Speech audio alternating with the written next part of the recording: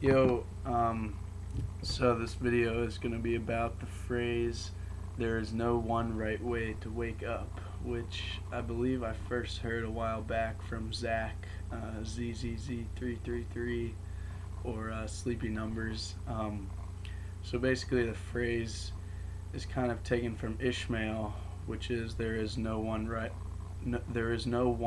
way to live as far as culturally, because diversity is key. You can't have everybody living the same way, which is what we're basically doing now with industrial civilization all across the planet. But so the phrase "there is no one right way to wake up," I think that's a really good uh, thing, because I mean everybody has their different course that they take to waking up, whatever you want to call that. I mean, for me, it took a lot of shocks to my system, or jolts, to get me out of my conditioned way of thinking into way of questioning my beliefs and my previous ways of seeing the world. So, um, I mean, it probably all started about 2 years ago, um, where I really started questioning things. Probably starting with listening to the rapper Immortal Technique, if you've ever heard of him. He's basically like a revolutionary, fuck the government type of guy, and he kind of got me riled up. But, and then, I mean, it took a lot of really intense shocks to my system where I was just my my old my old belief system was put on the chopping block, and I was just forced to forced to question them. And a lot of that came when I got a laptop for the first time about a year and a half ago. I started watching all types of YouTube videos. Um, I started watching a lot of videos by this guy named Vagabond Steve, which I'll post a link to. Um, he he really made me think a lot. And one of the biggest things I remember him saying is like this concept of the rocking chair effect, where you're about 80 years old, sitting in a rocking chair on your porch, looking back on life, and he would always say like, you're never gonna wish you watched more TV, or uh, you spent more time at the office, or that kind of stuff. You're gonna wish that you did real stuff. You're gonna wish that you helped people, or you're gonna wish that you made people happy, or you're gonna wish that you went skydiving, or spent time with your family, or just did all sorts of things that you keep putting off and putting off, but um, you can really just do them now, um, or change the path of your life to do the things that you really feel you want to do.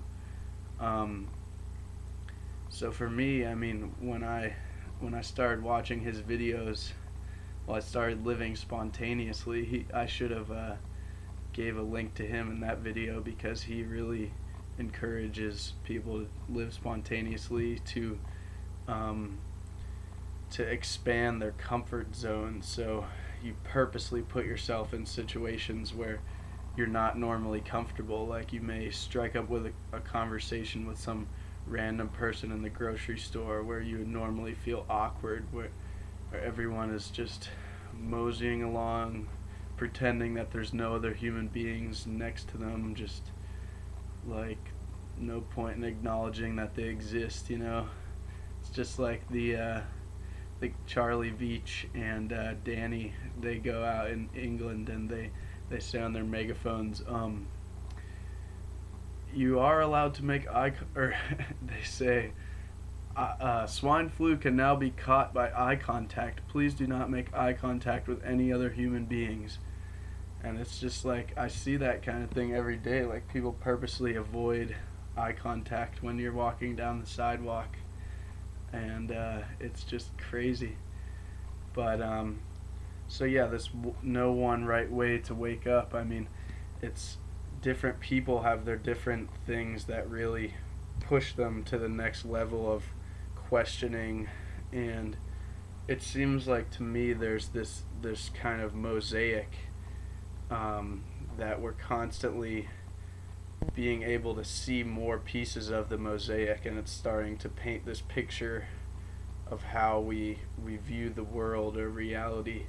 And some people see different things about this mosaic. And I mean, the mosaic may be different for all people, probably is, but I mean, the way I see it, I mean, of things screwed up in the world, I mean, some people only see this one thing that is screwed up, so they focus on that. Like, say,